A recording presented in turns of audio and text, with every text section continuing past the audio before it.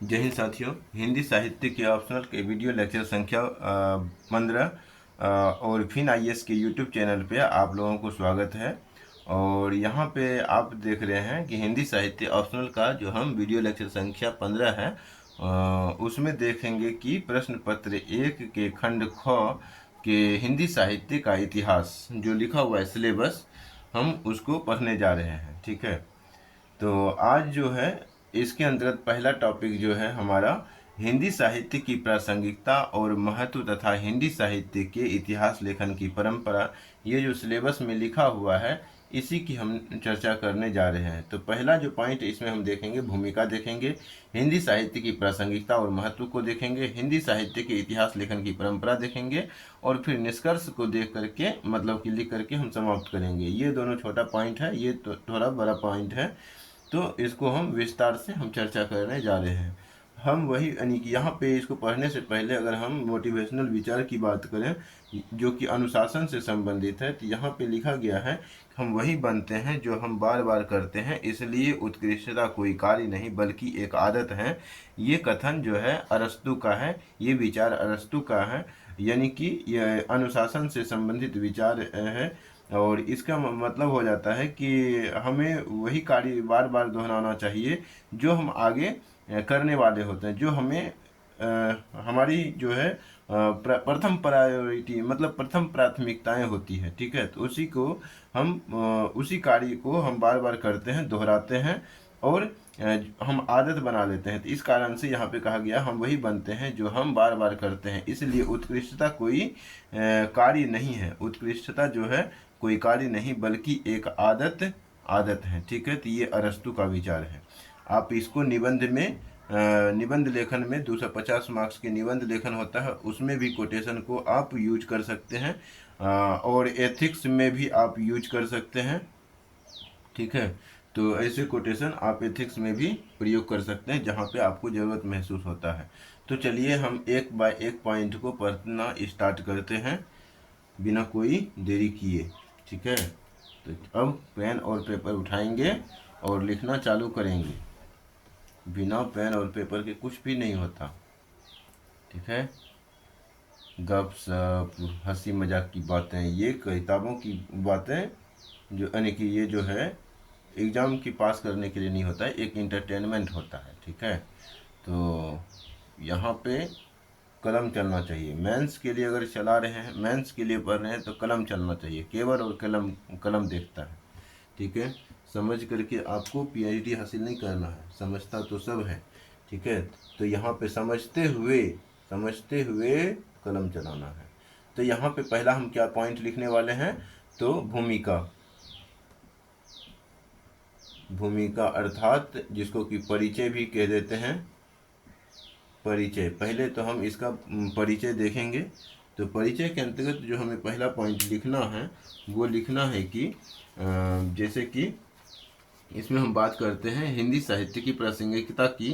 तो इसमें बताना है कि हिंदी साहित्य की प्रासंगिकता, महत्व और इसके इतिहास लेखन की जो परंपरा है भारतीय संस्कृति और वाङ्मय का एक अत्यंत समृद्ध अध्याय है। ठीक है, ये वाङ्मय के बारे में हमने जो है विस्तार से चर्चा कर रखा है। खंड ख यानी कि खंड क के अंतर्गत ही परिचय के यानी कि प्रथम लेक्चर में ही हमने इसके प्रथम या द्वितीय लेक्चर में, दूसरे लेक्चर में हमने बताया होगा। पहले लेक्चर में हम सिलेबस और पैटर्न के बारे में चर्चा किया था, दूसरे लेक्चर में हम हिंदी साहित्य के बेसिक जानकारी हासिल किया था। उसके बाद हम तीसरे लेक्चर से पॉइंट बाय पॉइंट पढ़ना स्टार्ट किया था, तो हम वहाँ पे बताए हुए हैं। तो यहाँ पे आप लिखेंगे केवल और केवल एक मिनट, यहाँ पे लिखना है कि हिंदी साहित्य की प्रासंगिकता, हिंदी साहित्य की प्रासंगिकता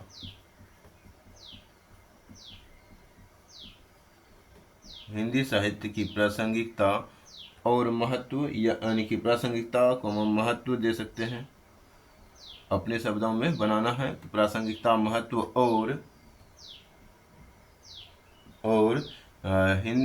इतिहास लेखन की परंपरा। ठीक है, तो साहित्यिक इतिहास लेखन की परंपरा, ये भी लिख सकते हैं, साहित्यिक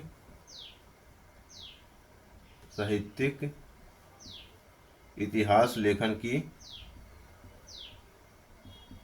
साहित्यिक इतिहास लेखन की परंपरा साहित्यिक इतिहास लेखन की परंपरा भारतीय संस्कृति भारतीय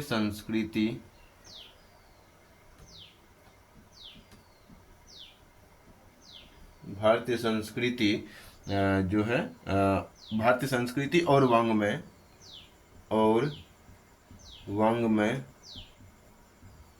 भारतीय संस्कृति और वाङ्मय का एक अत्यंत समृद्ध अध्याय है। ठीक है, एक अत्यंत समृद्ध अध्याय है।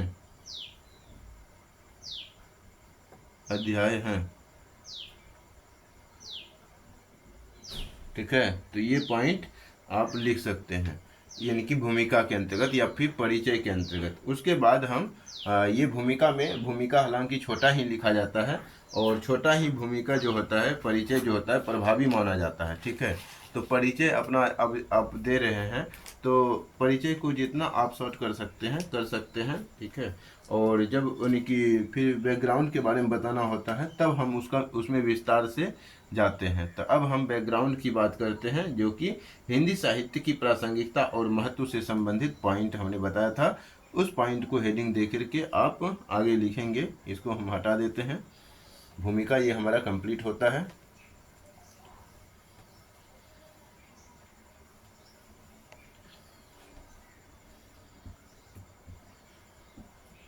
दूसरा स्टार पॉइंट में आप देंगे कि हिंदी साहित्य की प्रासंगिकता और महत्व लिखेंगे।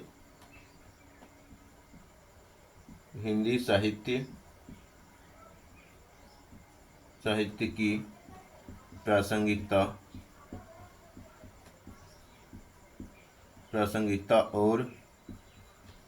और महत्व। हिंदी साहित्य की प्रासंगिकता और महत्व के अंतर्गत आपको बताने हैं कि साहित्य समाज का दर्पण माना जाता है। यहाँ पे आपको लिखना है,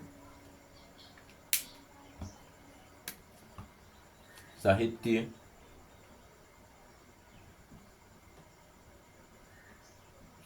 समाज का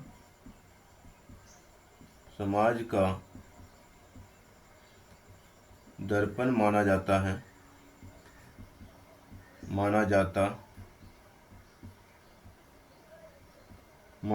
है। और लेकिन यहाँ पे लिखेंगे, कॉमा देखिए, लेकिन हिंदी साहित्य केवल दर्पण नहीं है। लेकिन हिंदी साहित्य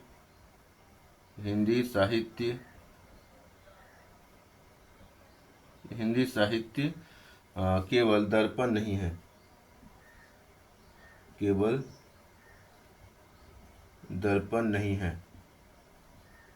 नहीं है।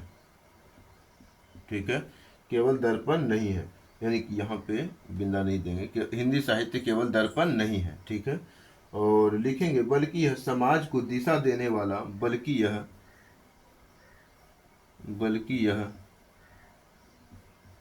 समाज को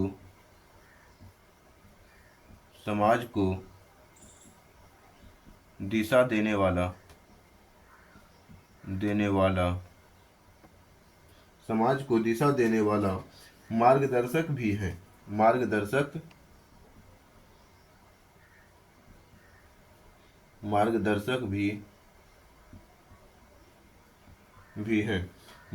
भी है या फिर मार्गदर्शक भी रहा है। ठीक है, कोई दिक्कत नहीं, मार्गदर्शक भी हैं। आज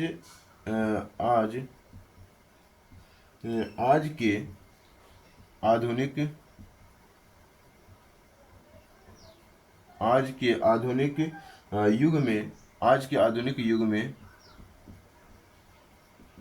आधुनिक युग में भी इसकी प्रासंगिकता बनी हुई है। ठीक है, आज के आधुनिक युग में भी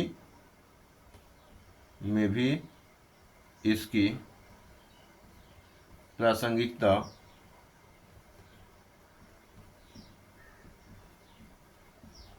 प्रासंगिकता बरकरार है या फिर बनी हुई है। प्रासंगिकता बनी हुई है, हुई है, ठीक है, हुई है। तो इस प्रकार आपने इसका हिंदी साहित्य की प्रासंगिकता और महत्व के बारे में ये थोड़ा सा पॉइंट लिखा। इसके आगे का पॉइंट आप लिखेंगे इसमें कि समन्वय, सांस्कृतिक समन्वय और राष्ट्रीय एकता लिखेंगे। सांस्कृतिक, यहाँ पे है पॉइंट दे करके, पॉइंट बाय पॉइंट आप लिखेंगे। सांस्कृतिक सांस्कृतिक सांस्कृतिक समन्वय और सांस्कृतिक समन्वय और राष्ट्रीय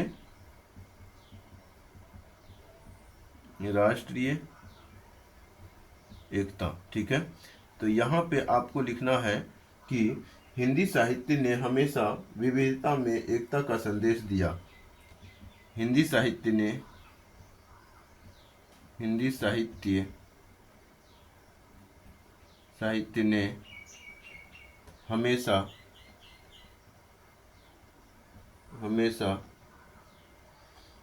हिंदी साहित्य ने हमेशा विविधता में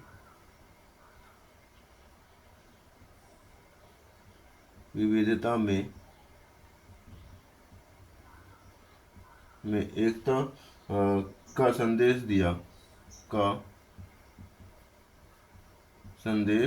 दिया, ठीक है। उसके बाद आगे लिखेंगे संदेश दिया है मध्यकाल में कबीर, इसी में लिखेंगे मध्यकाल में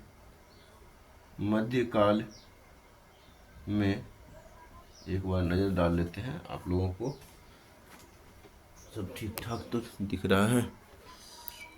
थोड़ा सा दिक्कत हो रहा होगा। अब ठीक है। अब लिखेंगे मध्यकाल में कबीर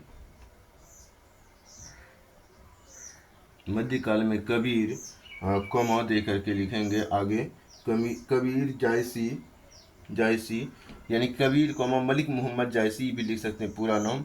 तो मलिक मोहम्मद जायसी, कबीर मलिक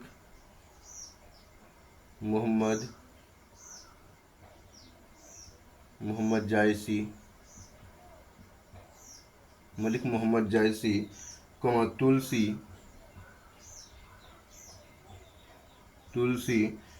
और रसखान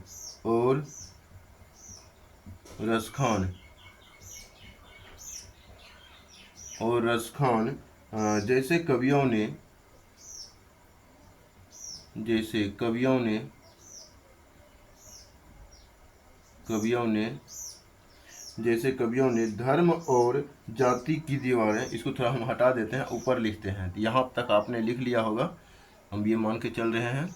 तो हम ऊपर वाला हटा रहे हैं थोड़ा सा, कहीं कभी इसी में जोड़ना है पॉइंट को। तो आप जहाँ से लिख रहे हैं वहीं से भी इसी में आगे बढ़ते रहेंगे।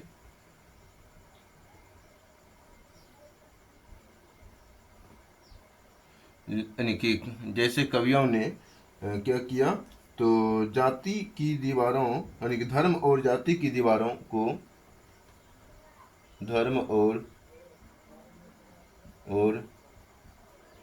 जाति की दीवारों को तोड़कर, धर्म और जाति की दीवारों को तोड़कर धर्म और जाति की दीवारों को तोड़कर सांस्कृतिक समन्वय की, यानी कि धर्म और जाति की दीवारों को तोड़ करके सांस्कृतिक समन्वय, या सांस्कृतिक, ठीक है, समन्वय भी लिख सकते हैं, सांस्कृतिक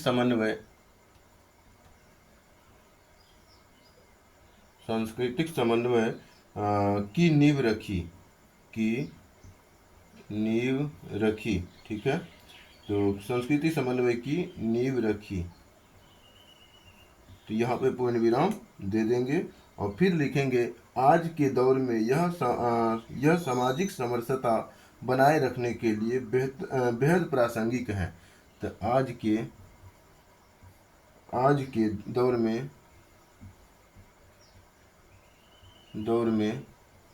आज के दौर में यहाँ पे ये लगाएंगे। आज के दौर में क्या है कि यहाँ पे कितना आदमी ऐसा लगाता है, लेकिन ऐसा लिख करके काट दिए और बता दिए कि यहाँ पे ऐसा नहीं लगाना है।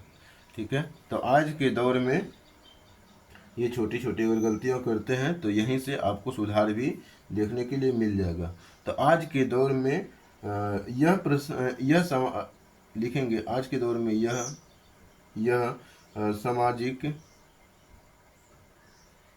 सामाजिक समरसता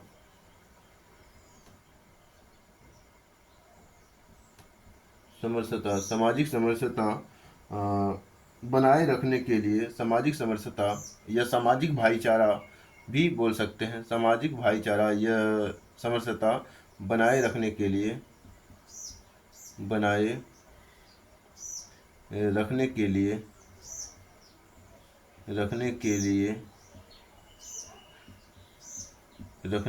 सामाजिक समरसता बनाए रखने के लिए बेहद प्रासंगिक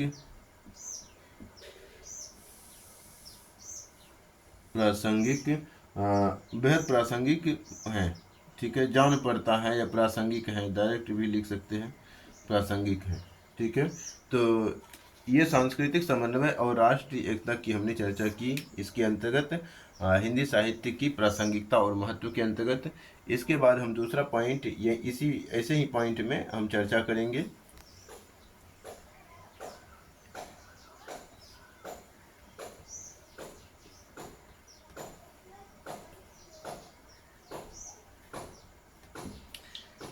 लिखना है अगला पॉइंट दे करके मानवीय मूल्यों का संरक्षण। ठीक है, तो इसमें आप लिखना है मानवीय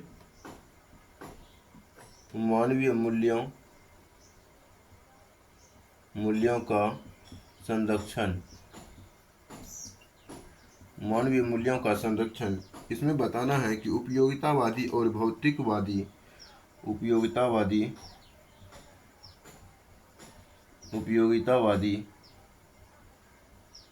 उपयोगितावादी एक साथ लगा देंगे। उपयोगितावादी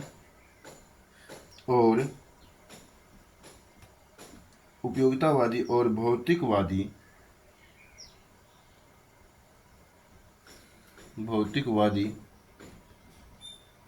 ठीक है, उपयोगितावादी और भौतिकवादी युग में जहाँ इंसान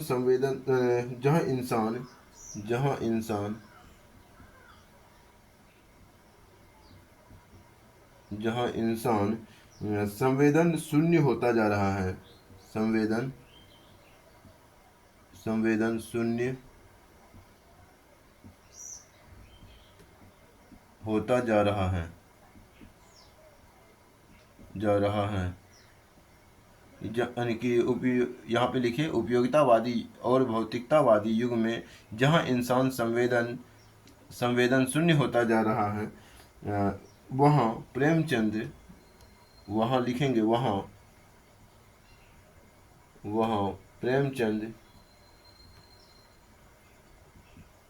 प्रेमचंद और कोई यहाँ द्रो लगा देता है, द्रो नहीं होगा, प्रेमचंद्र नहीं होता है, प्रेमचंद होता है, ये भी ध्यान में रखेंगे। तो जहाँ वहाँ प्रेमचंद की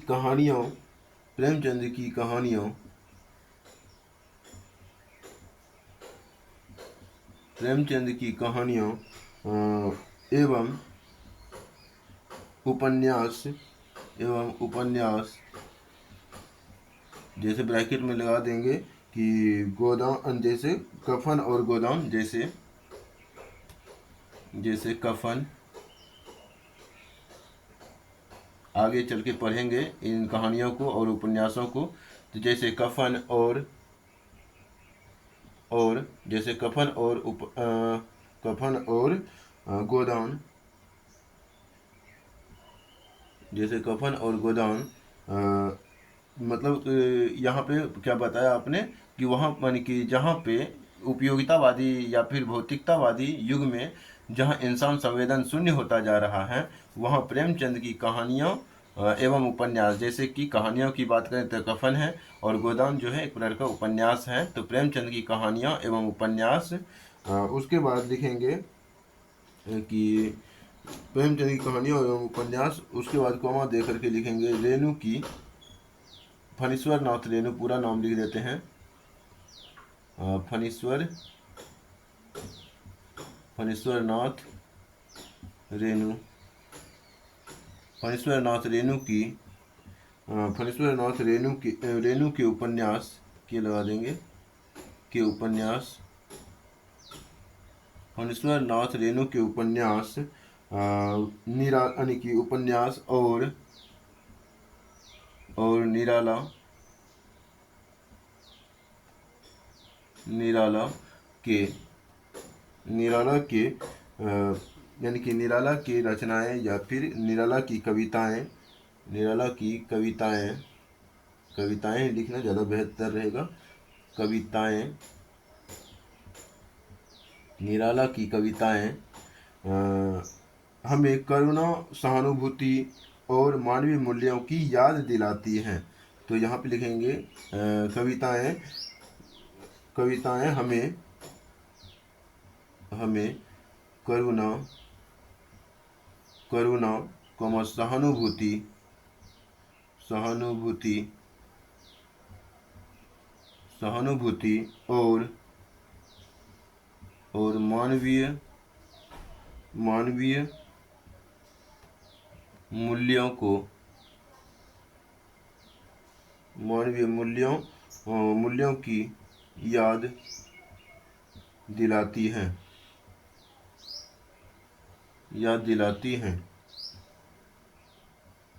ठीक है। तो ये पॉइंट हो गया हमारा क्या, तो मानवीय मूल्यों का संरक्षण से संबंधित पॉइंट।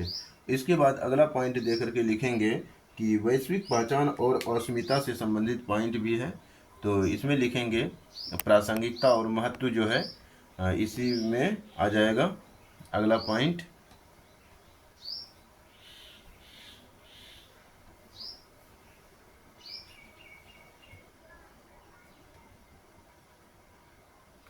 लिखेंगे वैश्विक पहचान और अस्मिता,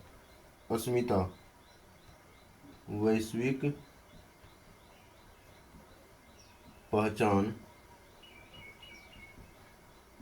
पहचान और अस्मिता, ठीक है। इसमें बताना है कि आज हिंदी विश्व की प्रमुख भाषाओं में से एक है। आज हिंदी विश्व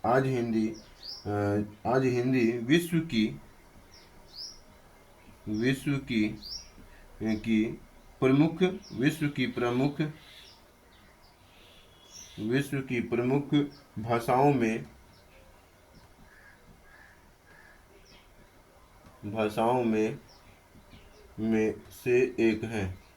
में से एक है, विश्व की प्रमुख भाषाओं में से एक है। प्रवासी हिंदी साहित्य के माध्यम से, प्रवासी जो है जो एक देश से दूसरे देश प्रवास करते हैं, तो लिखेंगे प्रवासी हिंदी साहित्य के माध्यम से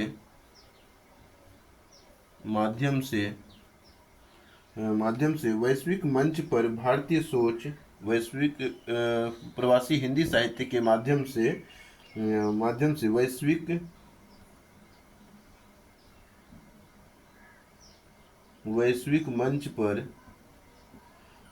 मंच पर भारतीय सोच,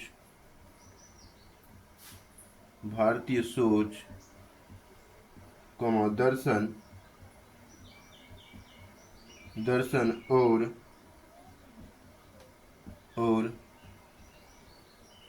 जीवन मूल्यों जीवन मूल्यों को एक जीवन मूल्यों को एक नई पहचान जीवन मूल्यों की एक नई पहचान मिल रही है। यह जीवन मूल्य भारतीय सोच दर्शन और जीवन मूल्यों को एक नई पहचान मिल रही है। ठीक है, मिल रही है। ये नई पहचान किसको मिल रही है? तो वैश्विक मंच को। ठीक है, वैश्विक विश्व को। ठीक है, तो यानी कि हिंदी साहित्य के माध्यम से वैश्विक मंच पर भारतीय सोच दर्शन और जीवन के मूल्यों को एक नई पहचान मिल रही है। तो इस प्रकार आपने वैश्विक पहचान और अस्मिता की बात किया। इसके बाद आगे हमें चर्चा करना है जन चेतना और प्रासंगिक प्रगतिशीलता की। ठीक है, तो जन चेतना, इसको हटा करके हम अगला पॉइंट दे सकते हैं, जन चेतना और प्रगतिशीलता।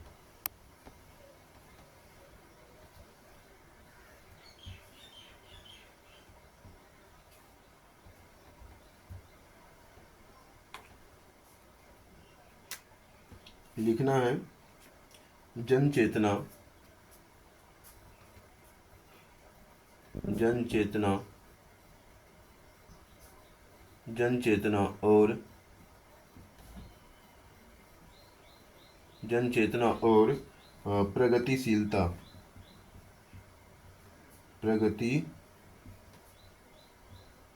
गतिशीलता। ठीक है, तो इसमें बताना है कि भारतेंदु हरिश्चंद्र से लेकर, बताना है भारतेंदु हरिश्चंद्र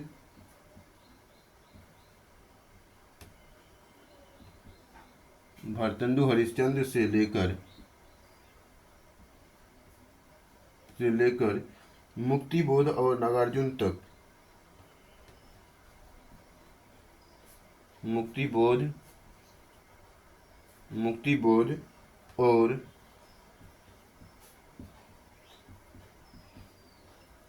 नागार्जुन तक मुक्तिबोध और नागार्जुन तक हिंदी कवियों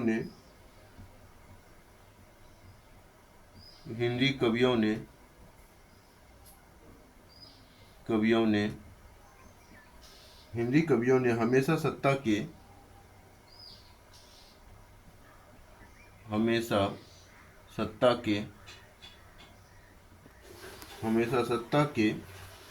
एक मिनट यहाँ पे यस से लगाएंगे।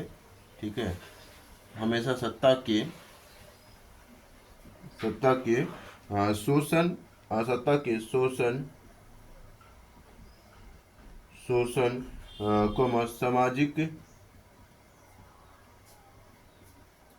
यानी कि सामाजिक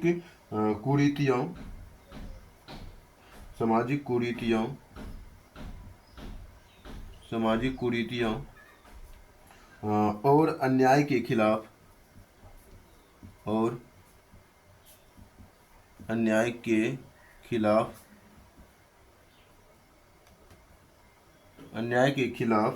आवाज उठाई है।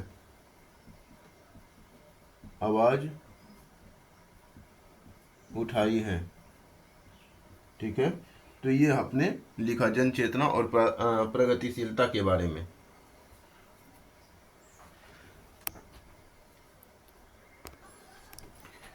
इसी के अंतर्गत आगे लिखेंगे, आज भी हिंदी साहित्य आम आदमी की समस्याओं और उसके अधिकारों की मुखर आवाज है।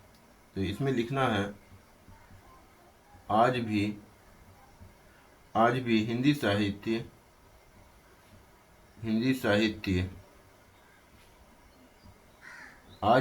साहित्य आम आदमी अर्थात साधारण आदमी, आम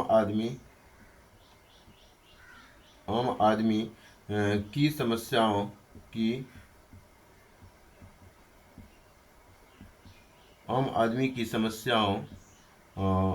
और उसके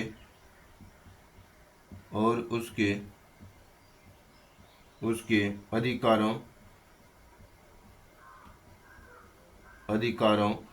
की मुखर आवाज या सम्मुख अधिकारों की मुखर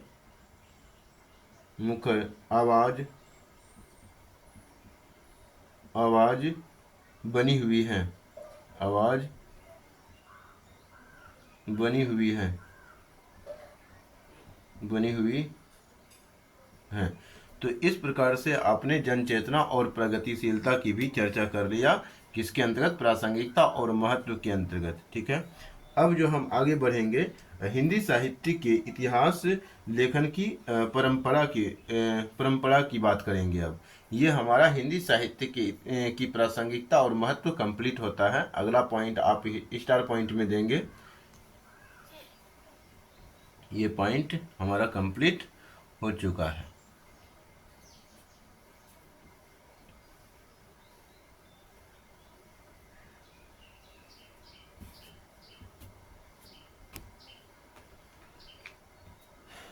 तो देंगे पॉइंट, हिंदी साहित्य हिंदी साहित्य के हिंदी साहित्य के इतिहास हिंदी साहित्य के इतिहास लेखन की परंपरा। हिंदी साहित्य के इतिहास लेखन की परंपरा के अंतर्गत हमें बताना होता है कि हिंदी साहित्य के इतिहास को व्यवस्थित रूप से दर्ज करने का प्रयास लिखेंगे। इसके अंतर्गत हिंदी साहित्य को हिंदी साहित्य हिंदी साहित्य के इतिहास हिंदी साहित्य के इतिहास को व्यवस्थित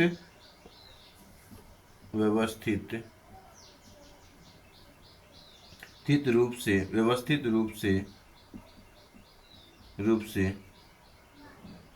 दर्ज करने का प्रयास, या फिर यह प्रयास ही लिखेंगे, दर्ज करने का प्रयास जो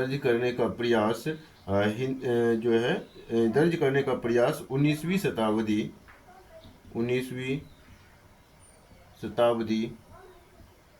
शताब्दी का मतलब होता है 1801 से 1900 ईस्वी के बीच। ठीक है, तो आपको हमने ये चीज़ें पहले भी बता रखा है। 19वीं शताब्दी का मतलब समझना है 1801 से 1900 के बीच। ठीक है, का प्रयास 19वीं शताब्दी के बाद लिखना है कि 19वीं शताब्दी से शुरू हुई। ठीक है, यह हुआ 19वीं शताब्दी से शुरू होता है। ठीक है, यह परंपरा पश्चिम के विद्वानों से शुरू हुई। यह परंपरा पश्चिम के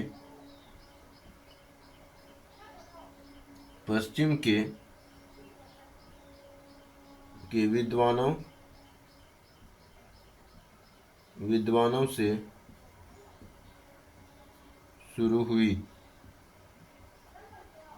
पश्चिम के विद्वानों से क्या होता है, तो ये शुरू होकर लिखेंगे, शुरू होकर ऐसे भी लिखेंगे, शुरू हुई, और हुई भी लगा सकते, कोई दिक्कत नहीं है, शुरू हुई और भारतीय आचार्यों तक विकसित हुई। ठीक है, तो यहाँ पे भी हम लगा सकते हैं कि यह परंपरा पश्चिम के विद्वानों से शुरू हुई और यह शुरू होकर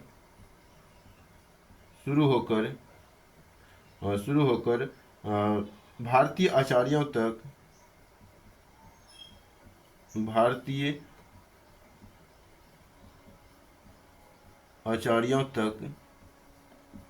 आचार्यों तक विकसित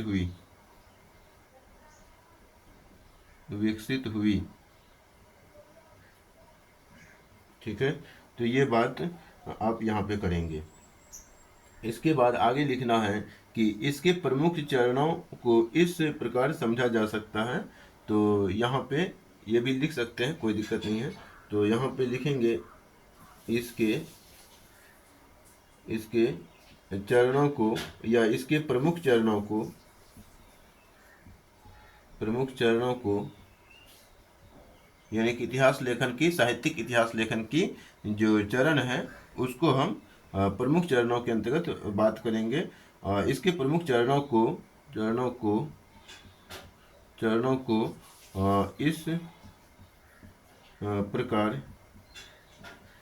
इस प्रकार समझा जा सकता है, समझा जा सकता है। देखें कि हेडिंग देंगे और आगे लिखेंगे, ठीक है। इसको अब हम मिटाते हैं। अब पॉइंट बाय पॉइंट इसमें भी थोड़ा बहुत लिखना है, कुछ पॉइंट बना करके तो समझा जा सकता है। तो पहले इसमें चरण की बात करेंगे। चरण के अंतर्गत 2-4 पॉइंट आएगा तो उसको नंबर दे करके इसमें लिखना है, ठीक है। तो प्रारंभिक प्रयास की बात करेंगे। यानी कि ख पॉइंट में हम वास्तविक इतिहास की लेखन की शुरुआत की बात करेंगे। तो पहले हम क पॉइंट देते हैं इसके अंतर्गत। तो इसके अंतर्गत क पॉइंट देंगे और लिखेंगे यानी कि प्रारंभिक प्रयास। क में लिखेंगे प्रारंभिक प्रयास। प्रारंभिक प्रयास के अंतर्गत बताना है कि इतिहास ग्रंथ, यानी कि साहित्यिक इतिहास ग्रंथ लिखेंगे। साहित्यिक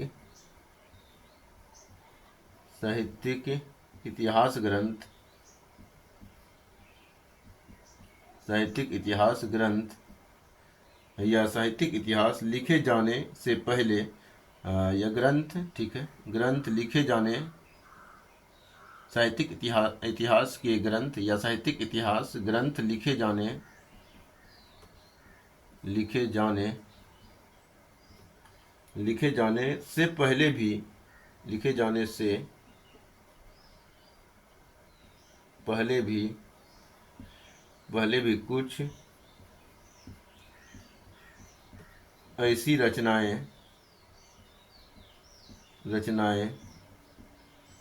रचनाएं मिलती हैं जिसमें या जिनमें मिलती हैं जिनमें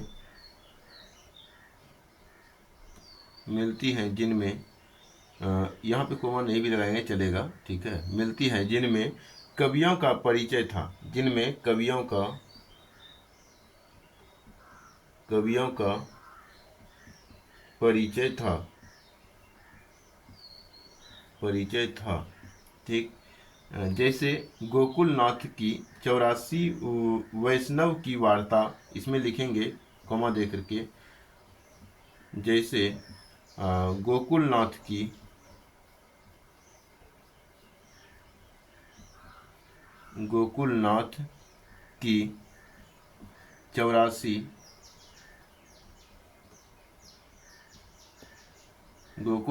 84 वैष्णवन की वार्ता 84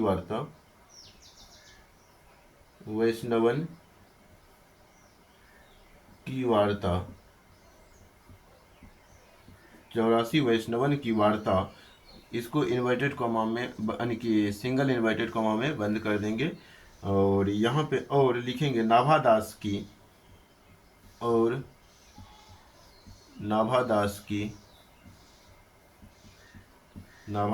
की एक साथ लगा सकते हैं।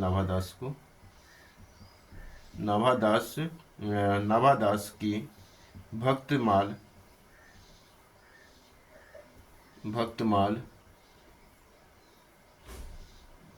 इसको भी सिंगल इन्वर्टेड कॉमा में, जब रचनाओं को लिखते हैं ना तो उसको सिंगल इन्वर्टेड कॉमा में कर देते हैं।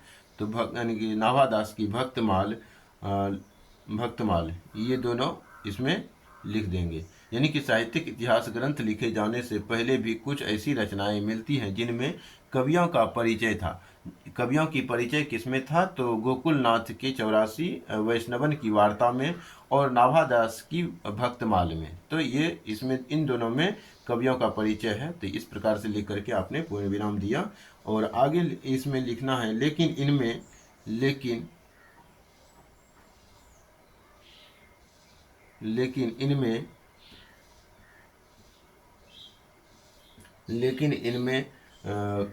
इनमें काल विभाजन या वैज्ञानिक पद्धति का अभाव था। लेकिन इनमें काल विभाजन काल विभाजन काल विभाजन या काल विभाजन या वैज्ञानिक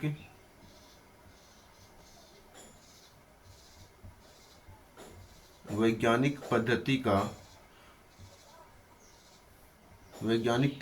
का अभाव था। ठीक है, तो इस प्रकार आपने क पॉइंट के अंतर्गत प्रारंभिक प्रयास के बारे में बता दिया। अब हम जो है वास्तविक इतिहास लेखन की शुरुआत जो है इसकी चर्चा करते हैं। ठीक है,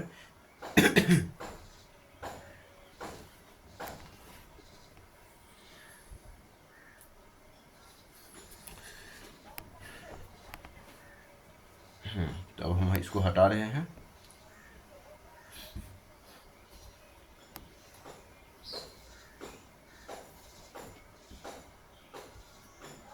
ख पॉइंट के अंतर्गत लिखेंगे इसमें वास्तविक इतिहास लेखन की शुरुआत। वास्तविक इतिहास लेखन की शुरुआत। ठीक है, वास्तविक इतिहास लेखन की शुरुआत। यहाँ पे लिखेंगे पहला पॉइंट, यानी कि इसमें थोड़ा हेडिंग लगाएंगे लेखक का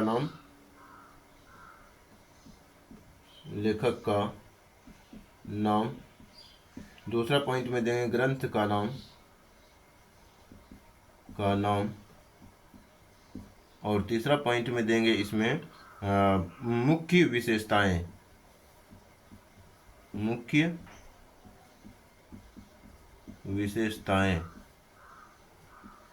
ठीक है, मुख्य विशेषताएं। अब इसमें पॉइंट बाय पॉइंट की 3-4 पॉइंट जो है लेखक का नाम लिखना है। लिखेंगे पहला नंबर में कि गारसा द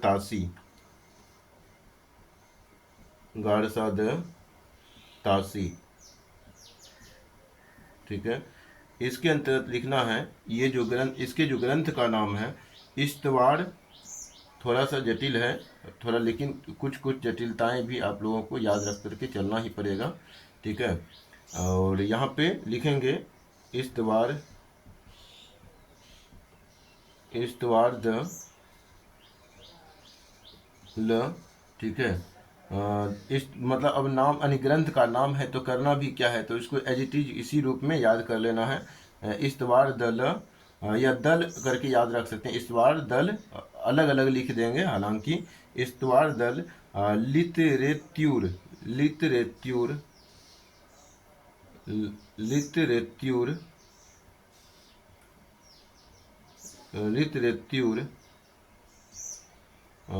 इसी में लिखेंगे लिटरेत्यूर एंदुई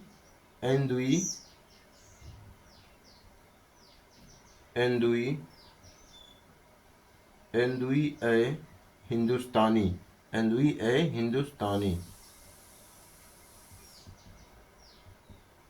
ये ग्रंथ का नाम है और ये जो है 1839 ईस्वी में पब्लिश हुआ था। ठीक है, और इसमें जो है इसका जो प्रमुख विशेषताएं हैं इसमें लिखना है कि यह पहला प्रयास था। इसी के अंतर्गत लिखेंगे यह पहला प्रयास था। यह पहला प्रयास था। यह पहला प्रयास था। तासी एक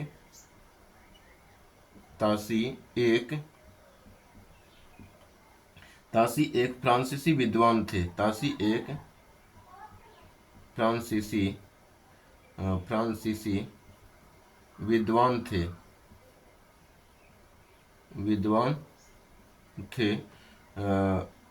थे। उन्होंने वर्णानुक्रम यानी कि वर्ण के अनुसार, यानी कि अल्फाबेटिकल भी बोल सकते हैं इसको इंग्लिश में। तो फ्रांसीसी विद्वान थे।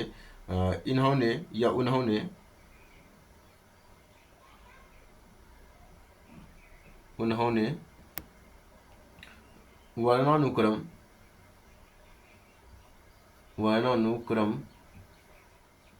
अर्थात अल्फ़ाबेटिकल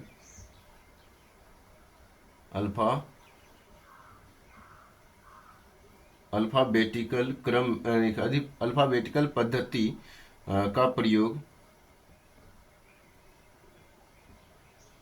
का प्रयोग किया, यानी कि प्रयोग किया। उसके बाद लिखेंगे जिसमें काल विभाजन नहीं था, जिसमें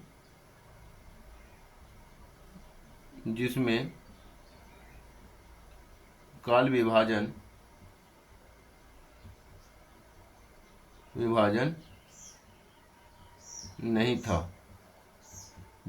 विभाजन नहीं था, फिर भी यह प्रस्थान बिंदु माना जाता है। ठीक है, फिर भी यहाँ लिखेंगे क्योंकि ये पहला प्रयास है, इस कारण से इसको प्रस्थान बिंदु इसको माना जा सकता है। तो फिर भी यह प्रस्थान बिंदु माना जाता है। तो इस प्रकार हमने गारसा दत्तासी के बारे में, जो इसका ग्रंथ का नाम है इस्तवार दल लिटरेच्यूर एंदुई ए हिंदुस्तानी, जो कि 1839 में पब्लिश होता है, इसके बारे में जो मुख्य विशेषता है, तो मुख्य विशेषताओं के अंतर्गत हमने यही चर्चा करना है कि इसके जो लेखक है, तो इस लेखक कहाँ से संबंधित हैं। तो यह पहला प्रयास यानी कि प्रयास था। तासी का एक जो है फ्रांसीसी विद्वान थे, उन्होंने वर्णानुक्रम यानी कि अल्फ़ाबेटिकल क्रम यही इसकी विशेषताएं भी है। ठीक है, तो अल्फ़ाबेटिकल पद्धति का प्रयोग किया जिसमें काल विभाजन नहीं था, फिर भी यह एक प्रस्थान बिंदु माना जाता है, जो कि इसके विशेषताओं में से एक है। तो उसके बाद आपको अगला पॉइंट में लिखना है, गारसा दत्तासी के बाद जो लिखना है शिव सिंह सेंगर। ठीक है, एक नाम आता है शिव सिंह सेंगर का, तो ये दूसरा पॉइंट आप देंगे, दूसरा नंबर लिखेंगे यहाँ पे शिव सिंह सेंगर के बारे में।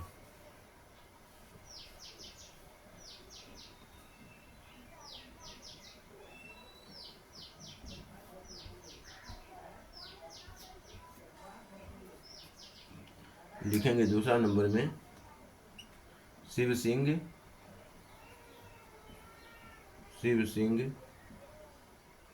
सेंगर।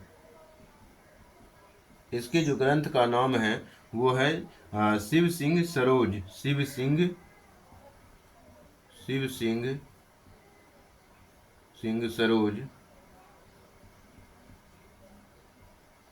सरोज, ये 1883 में पब्लिश हुआ था। 1883 में पब्लिश हुआ था, और इसके अंतर्गत लिखना है कि भारतीय विद्वान द्वारा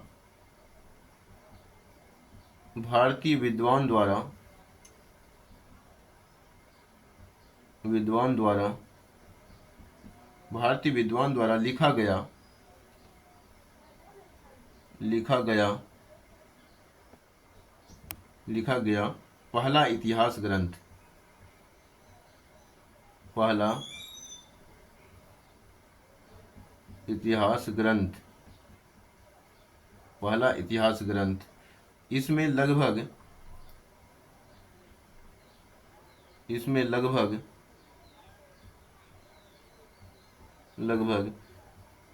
1000 कवियों का परिचय था। 1000, ये जो विशेषताएं हैं यही इसकी विशेषताएं हैं।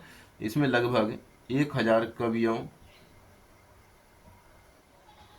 कवियों का परिचय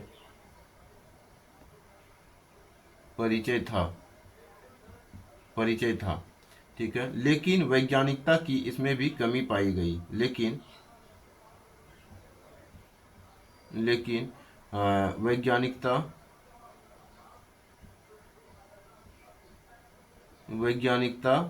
की कमी थी। ठीक है, तो यह लेकिन वैज्ञानिकता की कमी इसमें भी पाई गई, ऐसे भी लिख सकते हैं, या जैसे हम लिखे हैं वैसे भी आप लिख सकते हैं। ठीक है, तो ये हो गया शिव सिंह सेंगर के बारे में। उसके बाद आपको लिखना है जॉर्ज गियर्सन के बारे में, ठीक है, जॉर्ज गियर्सन के बारे में, इसको हम हटा रहे हैं। ये अगला पॉइंट में आप लिखेंगे जॉर्ज गियर्सन, तीसरा नंबर में इसी के अंतर्गत लिखना है जॉर्ज गियर्सन।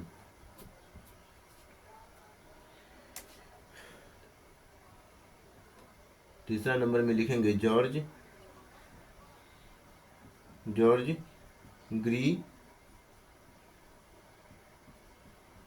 ग्रियर्सन, ठीक है। इसके जो ग्रंथ का नाम है the modern vernacular literature of Hindustan, the modern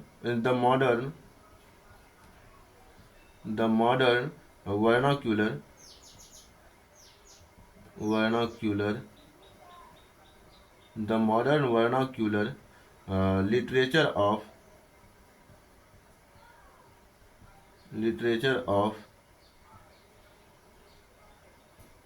the vernacular literature of Hindustan 1888 में ये पब्लिश हुआ था, 1888 में। तो इसके बारे में आपको लिखना है कि इसे सच्चा प्रथम इतिहास ग्रंथ माना जाता है। इसे वास्तविक रूप से, ऐसे भी लिख सकते हैं, इसे वास्तव में साहित्यिक ग्रंथ माना जाता है। इसे वास्तविक साहित्यिक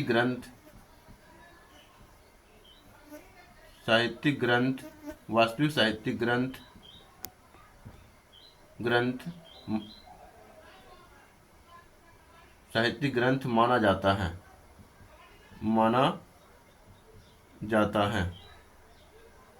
इसे वास्तविक साहित्यिक ग्रंथ माना जाता है, ठीक है, इसे वास्तविक साहित्यिक ग्रंथ माना जाता है। गियर्सन ने, इसी में लिखेंगे गियर्सन ने पहली बार कवियों का, गियर्सन ने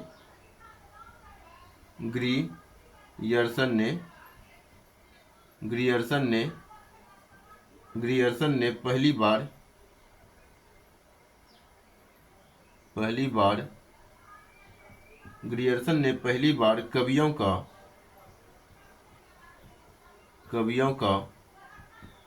का कालक्रम वर्गीकरण किया, कालक्रमानुसार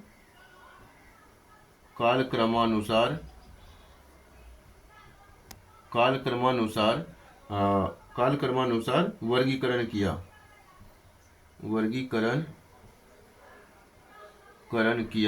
ठीक है।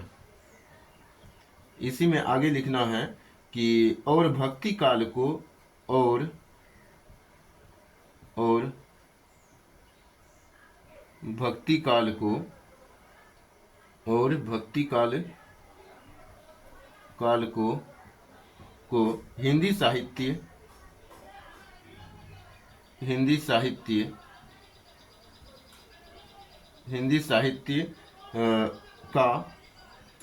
हिंदी साहित्य का एक मिनट, हाँ अब ठीक है, थोड़ा सा बाहरी आवाज़ ना आए इसके लिए थोड़ा सा पंखा ऑन कर दिए, ठीक है। तो कोई टेंशन नहीं लेना है, आवाज़ आ जाएगा और थोड़ा सा कष्ट सह लेना है और लिख लेना है। तो यहाँ पे लिखना है कि हिंदी साहित्य का स्वर्ण युग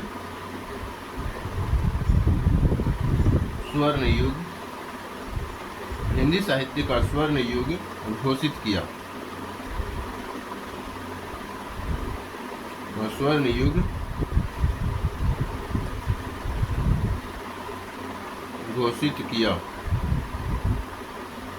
ठीक है।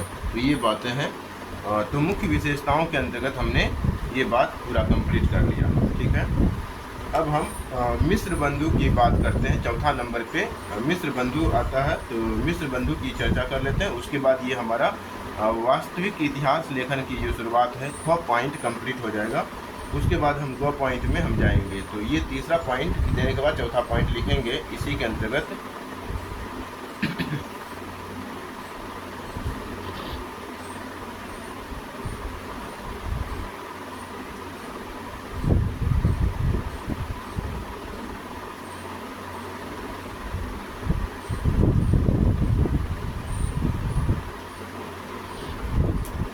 चौथा पॉइंट में लिखना है कि मिस्र बंधु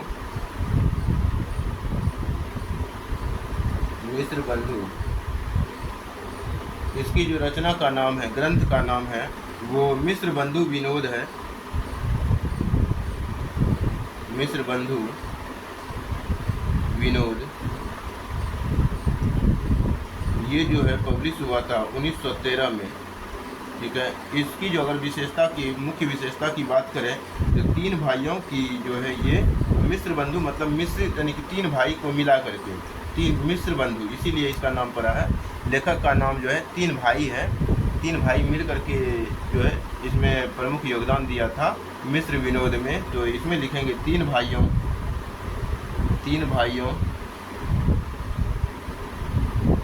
जो कि ब्रैकेट में लिखेंगे गणेश बिहारी,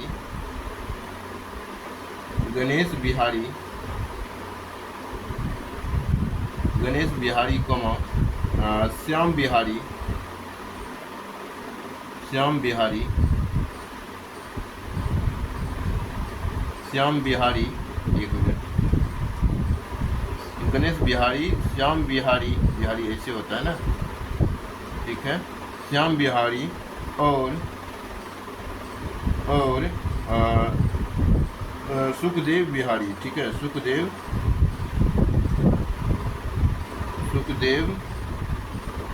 और कहीं सुखदेव भी मिलता है, हालांकि सुखदेव सही है, सुखदेव बिहारी। ठीक है, सुखदेव बिहारी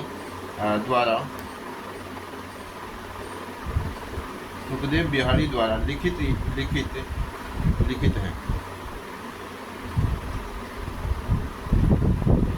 ये जो मिस्र बंधु विनोद है, ये 3 भाइयों के द्वारा लिखा गया है। इस कारण से इसे मिस्र बंधु लेखक के नाम के अंतर्गत मिस्र बंधु बोल देते हैं। तीनों का नाम ना लेकर के मिस्र बंधु बोल देते हैं। ठीक है, यही इसका शॉर्टकट लेखक के नाम में आ जाता है। और यहाँ पे हम मुख्य विशेषताओं में हमने लिख दिया और नाम भी लिख दिया। और इसमें जो है किस बात की चर्चा किया गया है, तो इसको लिखेंगे इसमें 5000 यानी कि लगभग 5000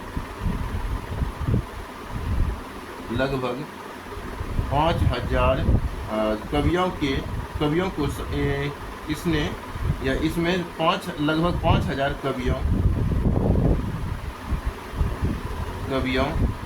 को शामिल किया गया है,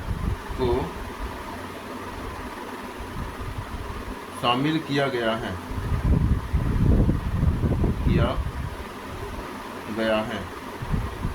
ठीक है, शामिल किया गया है। इसे इतिहास या शामिल किया गया यहाँ पे लिख देंगे, तो क्योंकि भूतकाल की चर्चा हो रहा है तो इतना तक नहीं लगा करके छोड़ सकते हैं। इसे इतिहास का एक बड़ा इतिवृत्तात्मक कोश माना जाता है। इसे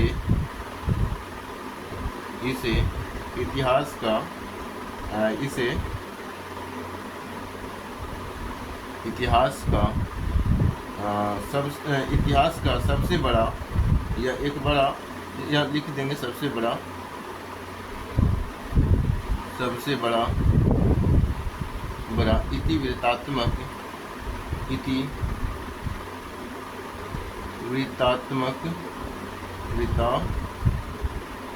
इतिवृत्तात्मक कोश माना जाता है। इतिवृत्तात्मक कोश माना जाता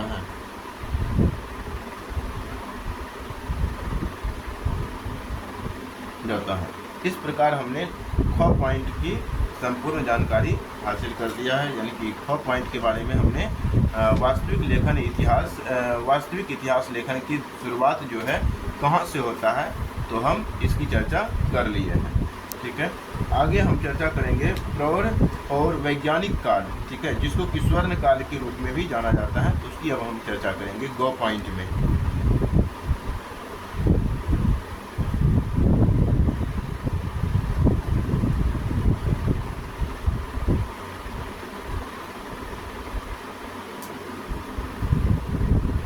पॉइंट में लिखेंगे कि प्रौढ़, 2 पॉइंट में थोड़ा सा दूसरा पेन यूज कर लेते हैं। यहाँ पे 2 पॉइंट में लिखेंगे प्रौढ़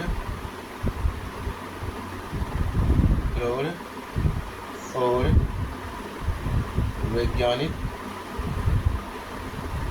और वैज्ञानिक कार्य, इसके अंतर्गत लिखेंगे स्वर्ण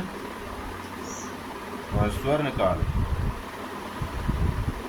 ठीक है, अब इसमें हमें जो बताना है वो देखना है।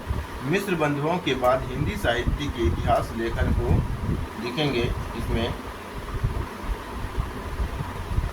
लास्ट में हम मिस्र बंधु को पढ़ा था, इस कारण से मिस्र बंधुओं के बाद लिखेंगे। मिस्र बंधुओं के बाद हिंदी साहित्य,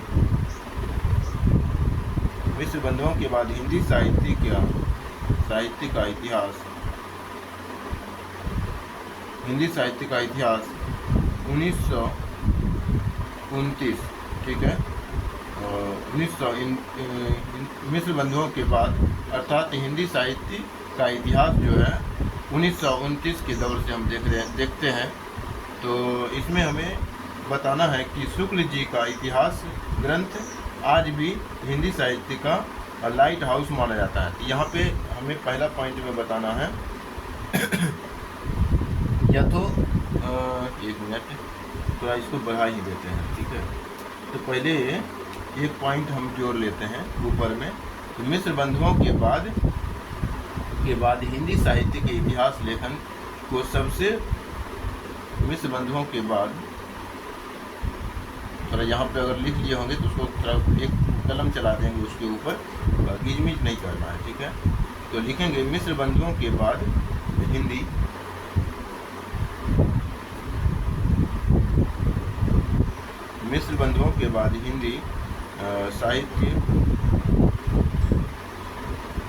हिंदी साहित्य के इतिहास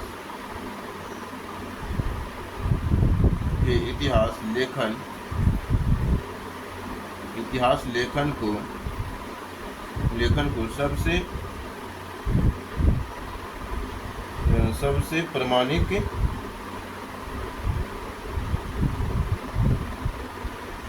सबसे प्रमाणिक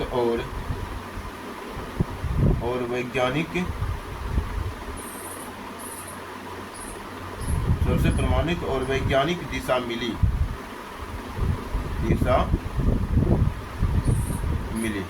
अब हम आगे चल करके लिखेंगे आचार्य रामचंद्र शुक्ल के बारे में। ठीक है, तो यहाँ पे लिखेंगे आचार्य रामचंद्र शुक्ल,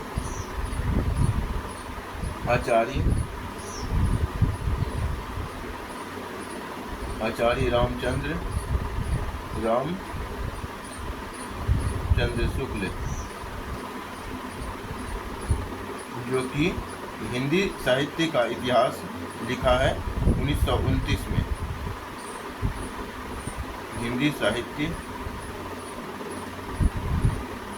का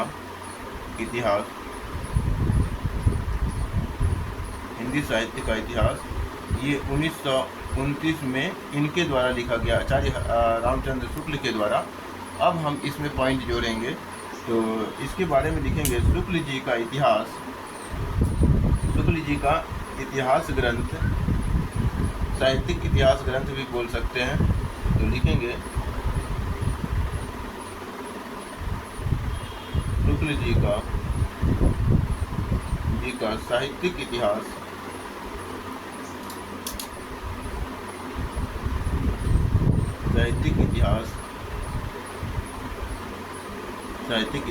ग्रंथ, शुक्ल जी का साहित्यिक इतिहास ग्रंथ आज भी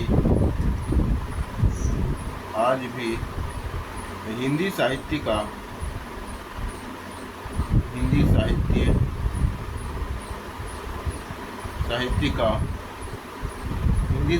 का लाइट हाउस माना जाता है। लाइट हाउस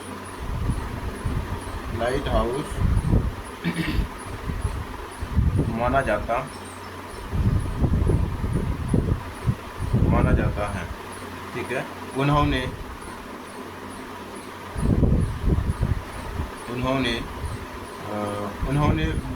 विधेयवादी पद्धति यानी कि लिखेंगे इसमें विधेयवादी पद्धति, उन्होंने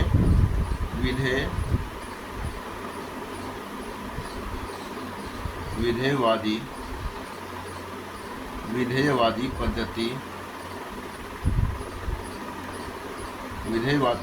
पद्धति यहाँ पे इसमें भी लिख देंगे ब्रैकेट में, जिसमें युगीन परिस्थितियों और प्रवृत्तियों को प्रधानता दी जाती है, जिसमें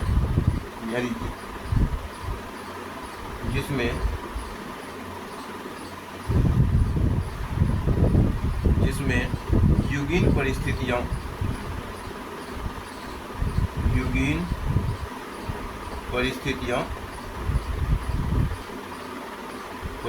अब किसके युगीन मतलब इसके युग में, ठीक है, इसके युगीन परिस्थितियों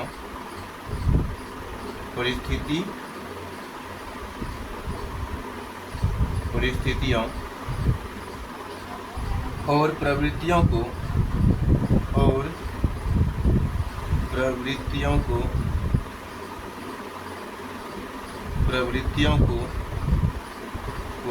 प्रधानता दी जाती है,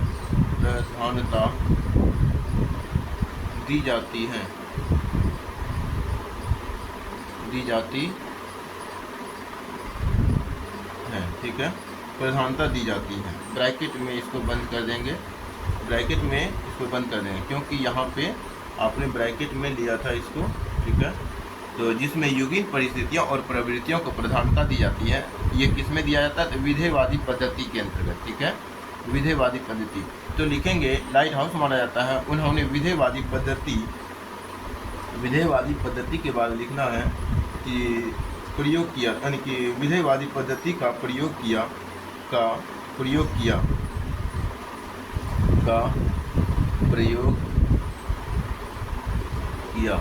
अब कहाँ करेगा प्रयोग? तो अपनी रचनाओं के माध्यम से करेगा, तो प्रयोग किया, ठीक है। उन्होंने साहित्य को आगे लिखेंगे, इसी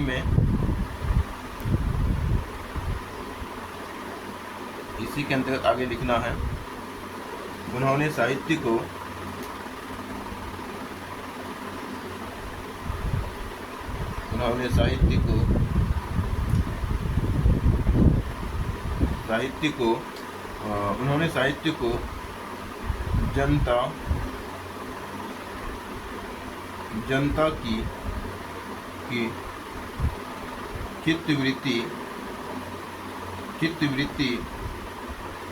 जनता की चित्तवृत्ति का संचित प्रतिबिंब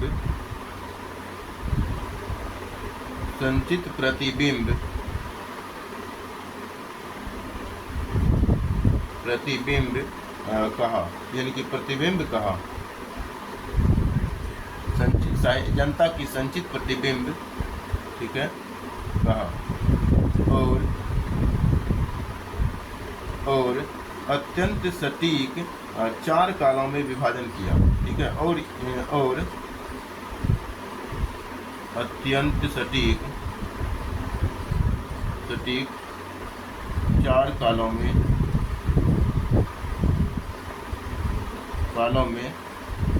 विभाजन किया, ठीक है, विभाजन किया, ठीक है, विभाजन किया। तो इसके बाद 4 काल का नाम भी लिख देंगे तो ठीक रहेगा, और 4 कालों के बारे में भी हम लिख देते हैं नाम, यहीं पे लिख देने से फायदा रहेगा।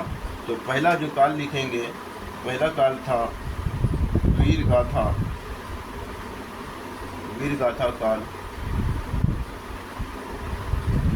काल, जिसको आदि काल कहा जाता है, आदि काल, ठीक है। दूसरा जो काल कहा जाता है भक्ति काल,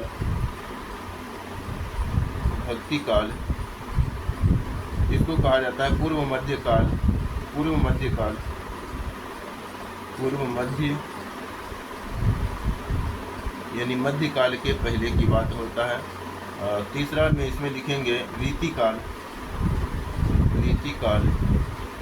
इसमें उत्तर मध्य काल की बात होता है, उत्तर मध्य काल। और चौथा की बात करते हैं तो गद्य काल, इसको कहा जाता है गद्य काल, इसमें आप लिखेंगे आधुनिक काल। आधुनिक काल। तो इस प्रकार आचार्य शुक्ल ने 4 कालों में विभाजित किया। ठीक है, इतिहास लेखन परंपरा को, साहित्यिक इतिहास लेखन की परंपरा को 4 कालों में विभाजित किया। उसके बाद आएंगे आचार्य हजारी प्रसाद द्विवेदी के बारे में बात करेंगे।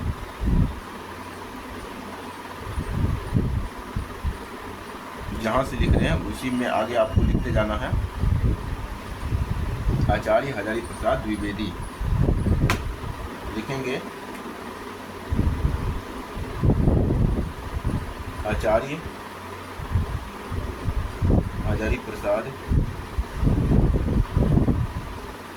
द्विवेदी। ठीक है, आचार्य हजारी प्रसाद द्विवेदी के बारे में हमें लिखना है। थोड़ा देख लेते हैं टाइम।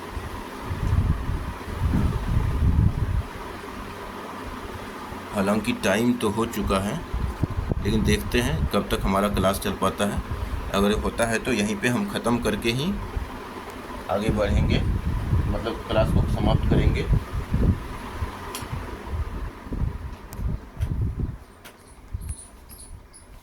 लिखेंगे आचार्य हजारी प्रसाद द्विवेदी के बारे में। तो द्विवेदी जी ने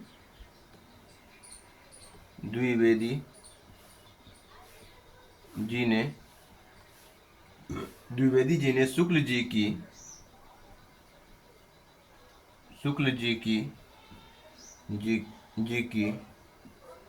द्विवेदी जी ने आचार्य हजारी प्रसाद द्विवेदी जी ने शुक्ल जी की कई रचनाओं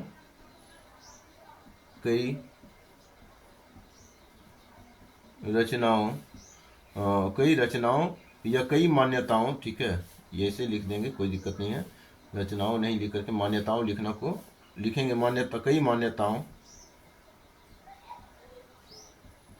कई मान्यताओं को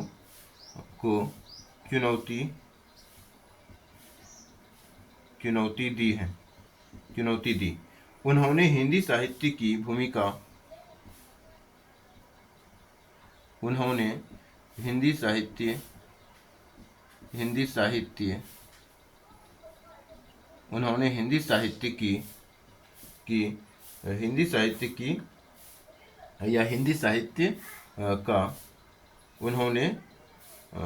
साहित्य मतलब यहाँ पे लिखेंगे कि द्विवेदी जी ने शुक्ल जी की कई मान्यताओं को चुनौती दी। उन्होंने हिंदी साहित्य की, ठीक है, हिंदी साहित्य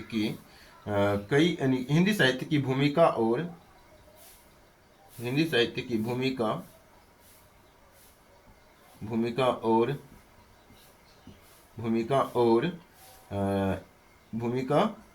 के बाद आपको लिखना है हिंदी साहित्य की भूमिका और हिंदी साहित्य का आदिकाल।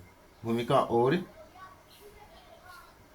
हिंदी, इसको इन्वर्टेड कॉमा में कर सकते हैं क्योंकि ये जो है शुक्ल जी की रचना है। ठीक है, यानी कि द्विवेदी जी की रचना है। ठीक है, ये द्विवेदी जी की रचना है। इन्होंने द्विवेदी जी की रचना जो है भूमिका और हिंदी साहित्य का आदिकाल, हिंदी साहित्य का आदिकाल, ये भी रचना है किसका? तो द्विवेदी जी का। हिंदी साहित्य का आदिकाल ग्रंथों के माध्यम से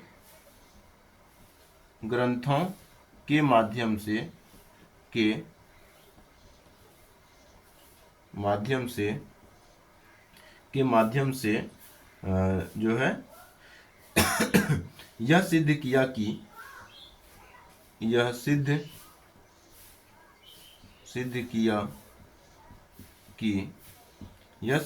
कि यहाँ पे ये की नहीं लगा करके ये की लगाएंगे, क्योंकि यहाँ वाक्य को जोड़ते हैं। ये सिद्ध किया कि हिंदी साहित्य केवल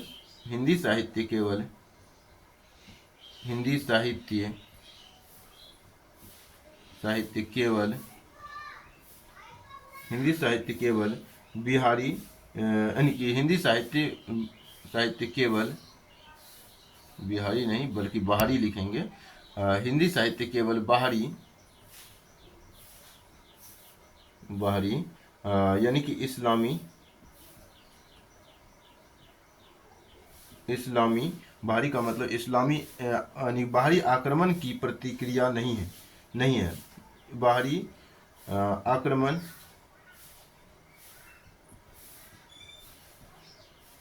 बाहरी आक्रमण की प्रतिक्रिया, प्रतिक्रिया नहीं है, नहीं है, ठीक है, नहीं है। बल्कि यह भारतीय परंपरा, बल्कि यह, बल्कि यह भारतीय परंपरा, भारतीय परंपरा, बल्कि यह भारतीय परंपरा, एक मिनट,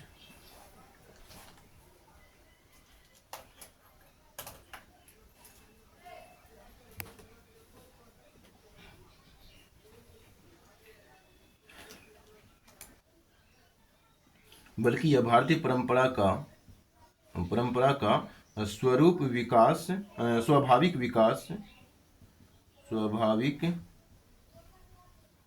भाविक विकास, स्वाभाविक विकास, विकास है, स्वाभाविक विकास का परिणाम है, विकास का परिणाम है। इस प्रकार आपने आचार्य जो है आचार्य हजारी प्रसाद द्विवेदी की जो रचना है हिंदी साहित्य की भूमिका, हिंदी साहित्य की भूमिका,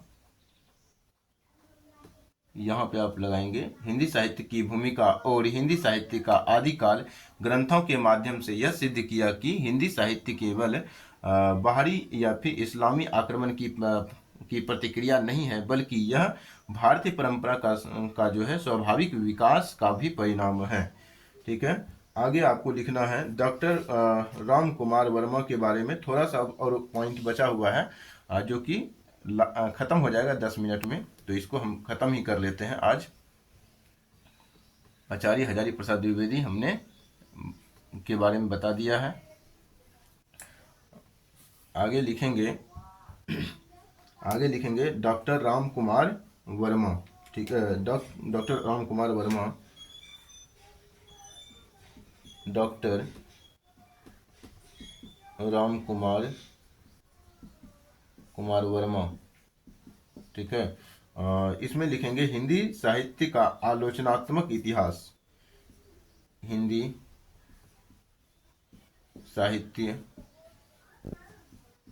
साहित्य का आलोचनात्मक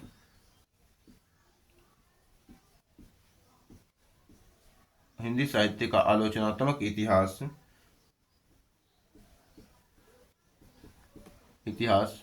के लिए जाने जाते हैं, जो कि 1938 से संबंधित हैं। ठीक है, 1938 में इसका प्रकाशन किया गया था। तो इसमें लिखेंगे कि उन्होंने शुक्ल जी के वर्गीकरण का अनुसरण करते हुए, उन्होंने शुक्ल जी का आचार्य हजारी प्रसाद द्विवेदी तो इसके विरोधी रहे, लेकिन डॉक्टर राम कुमार वर्मा जो है इसके मतलब कि डॉक्टर राम कुमार वर्मा शुक्ल जी के उन्होंने का मतलब डॉक्टर राम कुमार वर्मा से है, तो शुक्ल जी के वर्गीकरण का जो काल वर्गीकरण किया था, तो इसके जो है का अनुसरण किया, का अनुसरण करते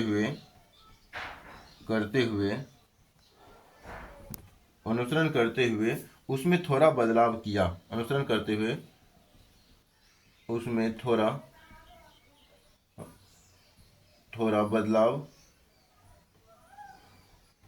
बदलाव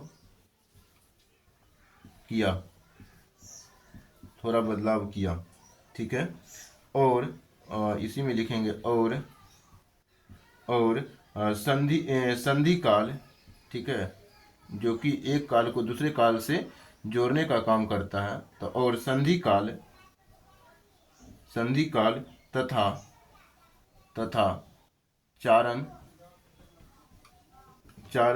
काल नाम दिया, चारण काल नाम दिया, ठीक है, यानी दिया। तो इसके बारे में हम आगे जो है चर्चा करेंगे, जो कि खंड ख से ही संबंधित है। आगे के पॉइंट में हम इसके बारे में भी विस्तार से चर्चा करते करेंगे, ठीक है। तो जैसे जैसे पॉइंट आता जाएगा हमारा, वैसे वैसे हम इसके जो है विस्तार की ओर बात करेंगे। तो आधुनिक शोध अब देखते हैं। तो इसमें आधुनिक शोध भी है, अगला पॉइंट के रूप में लिखेंगे डॉक्टर राम कुमार वर्मा के बाद आधुनिक शोध इसी में लिखेंगे, ग पॉइंट में ही। और उसके बाद लास्ट जो हो जाएगा हमारा निष्कर्ष हो जाएगा और समाप्त हो जाएगा, ठीक है। तो आधुनिक शोध लिखेंगे, इसी में लिखेंगे। थोड़ा पेन चेंज ही कर लेते हैं। आधुनिक शोध, इसमें लिखेंगे आधुनिक शोध में कि बाद के दिनों में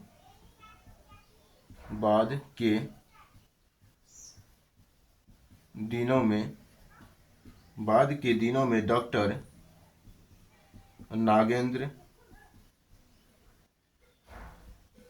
नागेंद्र यानी कि संपादित ग्रंथ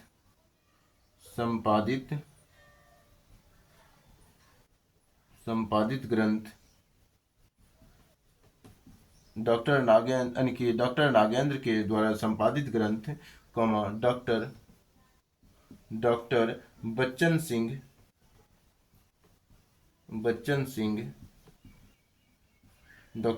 सिंह यानी कि हिंदी साहित्य का दूसरा इतिहास, इसके द्वारा संपादित हैं। तो हिंदी साहित्य का दूसरा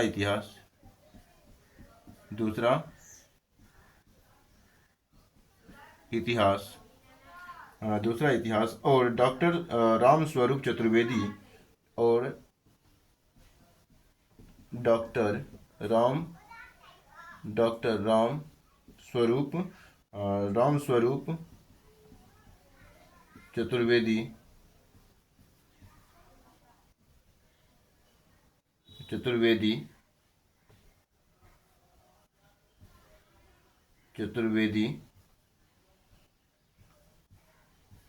और राम स्वरूप चतुर्वेदी जो है इसके बारे में लिखना है, हिंदी साहित्य और संवेदना का विकास। इसमें ब्रैकेट में लिखेंगे हिंदी साहित्य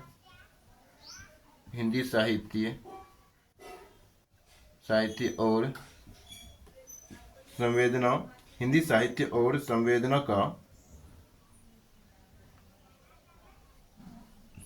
का इतिहास, यानी संवेदना का विकास ब्रैकेट बंद कर देंगे। ने भाषा और संवेदना के स्तर पर भाषा और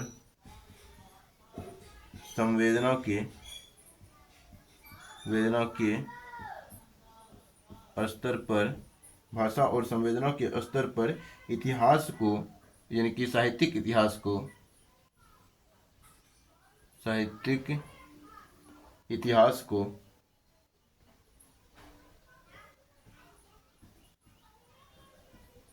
साहित्यिक इतिहास को नए दृष्टिकोण से देखा, साहित्यिक इतिहास को नए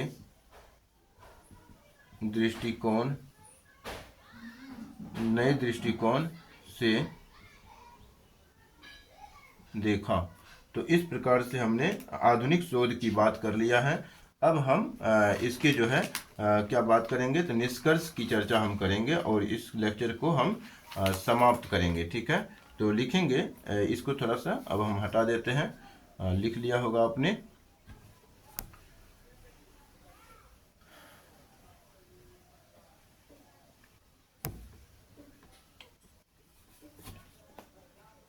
लिखेंगे निष्कर्ष,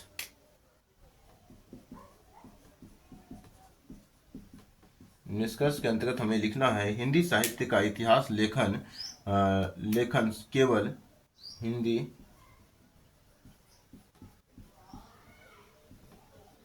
साहित्य का इतिहास लेखन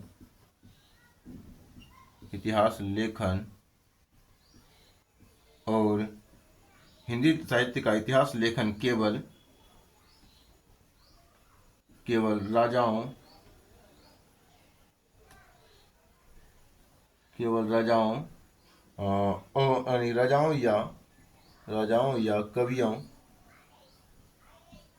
राजाओं या कवियों की सूची नहीं है,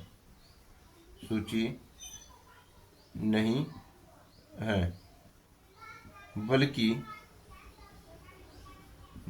यह बदलते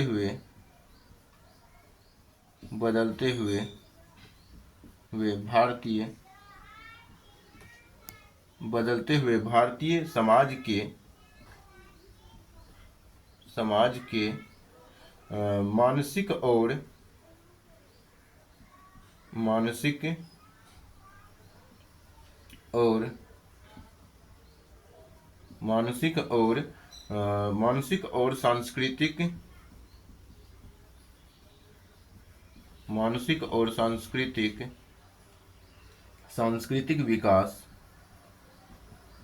मानसिक और सांस्कृतिक विकास की कहानी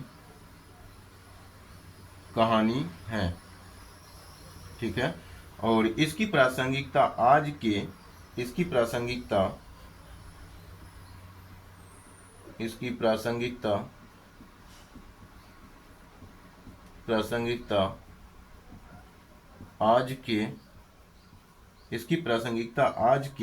इतिहास और विकास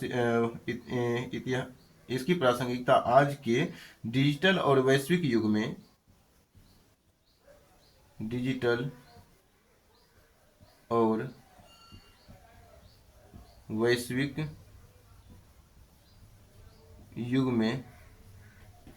वैश्विक युग में अपनी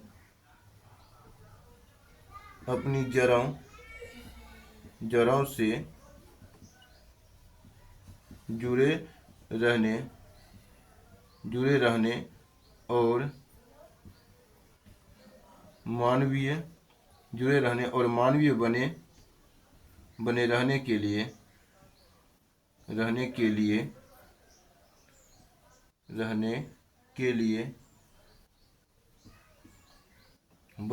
लिए सबसे ज़्यादा प्रामाणिक हैं।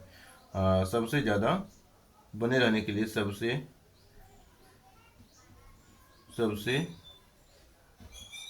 ज़्यादा प्रामाणिक हैं। ठीक है। तो इस प्रकार से हमने निष्कर्ष को और लिख दिया है। तो अब हम जो है इस क्लास को समाप्त करेंगे।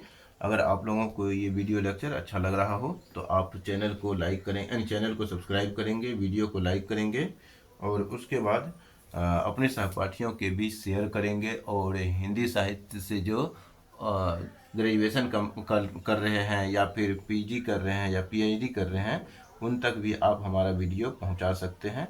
धन्यवाद।